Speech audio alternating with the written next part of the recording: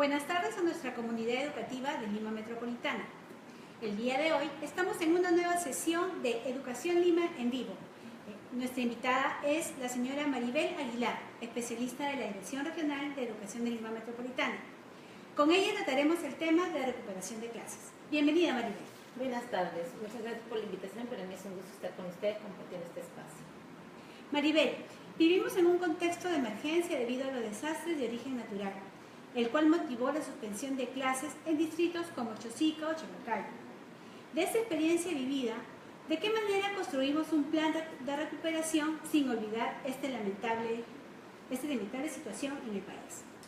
Bueno, realmente como ha sido una situación que ha afectado no solamente a estudiantes, ha afectado a docentes, ha afectado a la comunidad y a todos en general, la escuela cumple un rol bien importante porque tiene que comenzar a mirarse como el espacio que genera una cultura de prevención, una cultura de atención a la necesidad y una cultura de reconstrucción emocional, afectiva y social, dependiendo de cómo hemos enfrentado esta situación.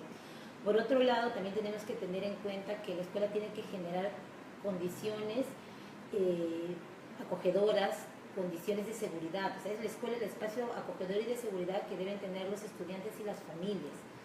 Pero también, mirando el lado pedagógico, es la escuela la que debe tomar esta situación vivida para generar aprendizajes de calidad a partir de ello. Vale decir, coger estas situaciones y poderlas plasmar a través de las situaciones significativas en los procesos de planificación curricular. ¿Cómo podríamos relacionar el logro de las competencias con aspectos socioemocionales para fortalecer el aprendizaje de nuestros estudiantes en el aula? Mira, el currículum te plantea competencias que tienen que ver con el desarrollo personal, con las relaciones interpersonales, intrapersonales, pero también te plantea enfoques que tienen que ver con la preocupación por el otro, enfoques que tienen que ver con la mirada de mi persona como parte de una sociedad. Por lo tanto, en este aspecto, el logro de los aprendizajes se tiene que dar mirando el desarrollo justamente de ese ciudadano que colabora, ese ciudadano que se preocupa por el otro, ese ciudadano que es capaz de ser solidario, ese ciudadano que es capaz de dejar de pensar en sí un momento para pensar en el otro y brindar apoyo, ¿no? Eso sí. En este proceso, ¿cuál es el rol del director, del personal administrativo y del docente? Okay. El director tiene un rol bien importante porque es la institución educativa la que va a ayudar a que la escuela y todo lo vivido vuelva a una normalidad, a una calma.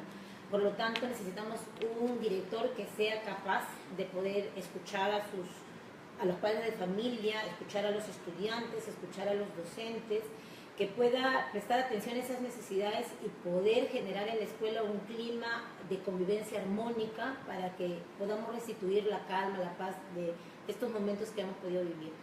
Por otro lado, el personal administrativo tiene que ser más acogedor de lo que probablemente ya lo es, prestar atención a las necesidades de los padres de familia, a las necesidades de los estudiantes, estar atento a esos pequeños indicios que se dan en la actuación de los chicos para poder atenderlos o reportarlos con los docentes para que el docente pueda actuar. En el lado del rol del docente, ahí tenemos que mirar a un docente que sea capaz de brindar calidez, afecto, amor a los estudiantes, tal vez en algunos casos más de lo que normalmente los puede brindar, ¿no?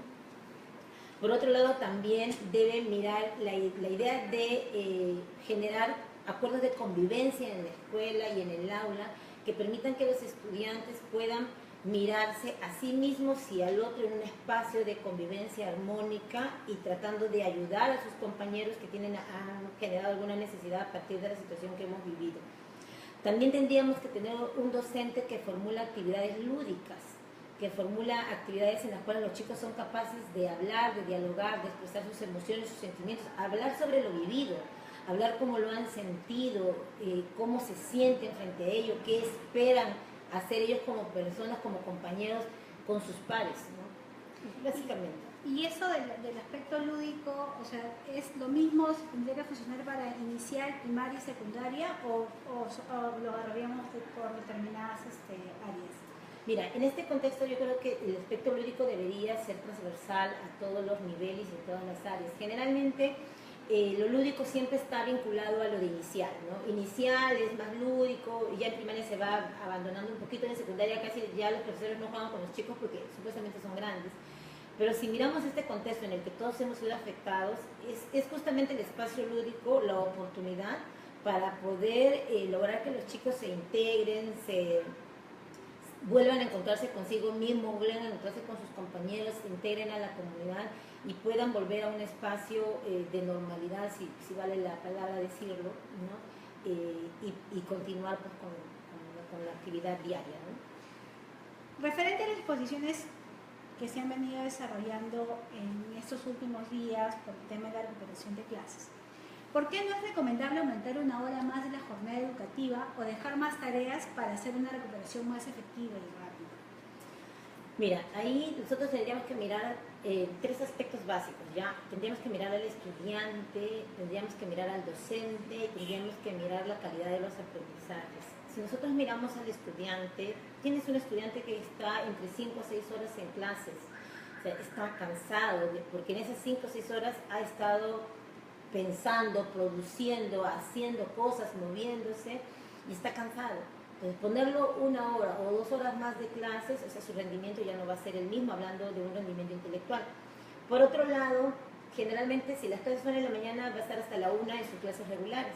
Para que se quede más tiempo implicaría que empiece sus clases a partir de las 2 de la tarde.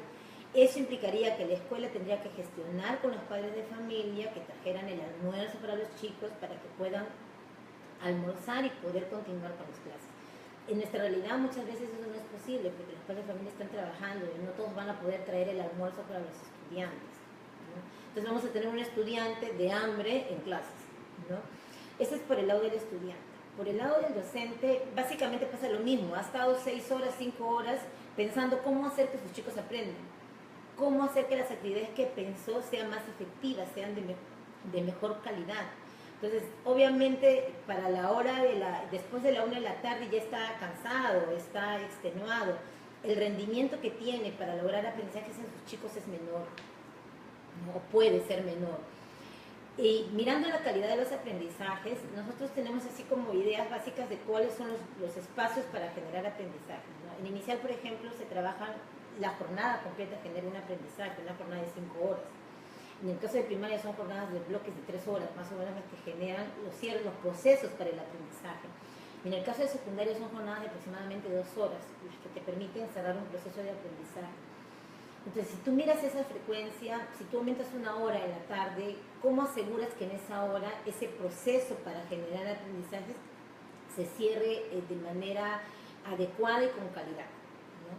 Porque la idea aquí no es recuperar las horas, la idea es poder recuperar los aprendizajes de los estudiantes. Entonces estamos hablando de horas efectivas, no de horas calendarizadas. Y por el otro lado, me hablabas de las tareas. Las tareas tampoco son recomendables porque lo que vamos a hacer es cargar al estudiante de más actividades de las que ya está realizando, ¿no? Entonces ya no es la idea. La tarea siempre es un refuerzo de lo que es hecho en clase. No es que el estudiante vaya a la casa a hacer cosas que no hizo durante la sesión con el docente. En este caso, ¿cuál sería el rol de la UGEL en el plan de recuperación? Bueno, en el plan de recuperación la UGEL tiene primero la responsabilidad de brindar asistencia técnica a docentes, a directores para poder plantear un plan de recuperación adecuado, para poder agarrar y generar aprendizajes de calidad, asesorarlos en los procesos pedagógicos que van a seguir para esto. Por otro lado, también tiene el rol de monitorear el cumplimiento de las horas efectivas de clase, para así asegurar que realmente los chicos están cumpliendo con lo que es el fin de nuestra educación.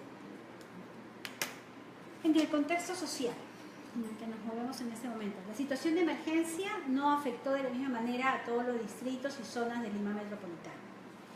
¿Cómo, frente a diferentes contextos sociales y geográficos, preparamos un plan de recuperación?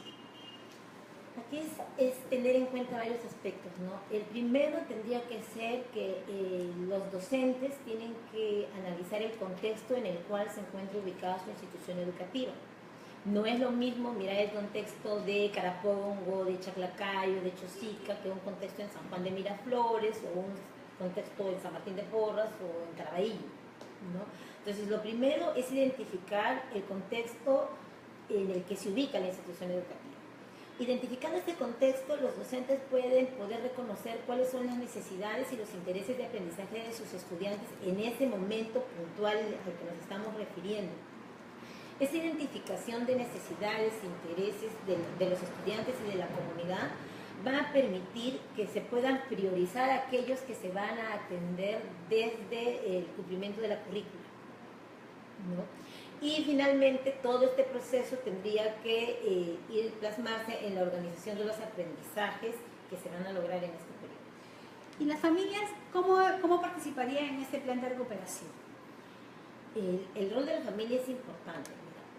Si la familia logra entender que estos espacios de recuperación de clases son vitales para todo el proceso formativo de los estudiantes, entonces van a poder plantear estrategias para que los chicos puedan asistir a este espacio de recuperación y que tengamos una participación al 100% de los estudiantes en los espacios de recuperación de clase, ¿no? Mira, nos están llegando preguntas del público y una de las preguntas nos dice, una docente nos pregunta si por cada día de recuperación deben generar algún tipo de actas. En realidad, acta no es una necesidad, porque para un día de recuperación los docentes han hecho su planificación de sus sesiones que van a desarrollar y están visadas por el director, el subdirector del colegio, han hecho ese proceso de identificar qué es lo que va a hacer el docente en esas sesiones en el día de recuperación. Por otro lado, si hablamos del cumplimiento de las horas, el docente cuando ingresa a la escuela firma su ingreso o registra su ingreso y también registra su salida de la escuela. Por lo tanto, no es, o sea, en realidad es como si hubiera ido a trabajar los días que no trabajó, es el mismo proceso, ¿no? Registro mi ingreso, registro mi salida, tengo mi sesión para ese día, mis actividades, mis materiales. ¿A dónde remiten el plan y quién lo evalúa, el plan de recuperación de las instituciones educativas? El plan de recuperación de clases es remitido a la UGEL. La UGEL es la responsable de recepcionar estos planes y hacer observaciones si es que fuera el caso. Se espera en realidad que no, porque para la elaboración de estos planes de recuperación las escuelas tienen a un personal que está constantemente acompañándoles, que es el especialista pedagógico territorial o el especialista de UGEL que está acompañando estos procesos. Finalmente, como para continuar con una última preguntita que nos llega del público, es ¿qué sucede con los colegios que han suspendido clases por 12 días? Bueno, en el caso de los colegios que han paralizado sus clases por tantos días, en realidad el proceso de recuperación se tiene que evaluar en función de cómo se están dando las condiciones en la escuela, ¿no? Y eso está siendo evaluado en este momento. Hay que ver cuál sería el mejor escenario para la recuperación de clases en estas escuelas, ¿no? Bueno, agradecemos a nuestra especialista, Maribel Aguilar, quien nos está brindando en este momento una importante información que nos va a permitir fortalecer aprendizajes en los estudiantes en estas situaciones de emergencia. Gracias, Maribel. Gracias.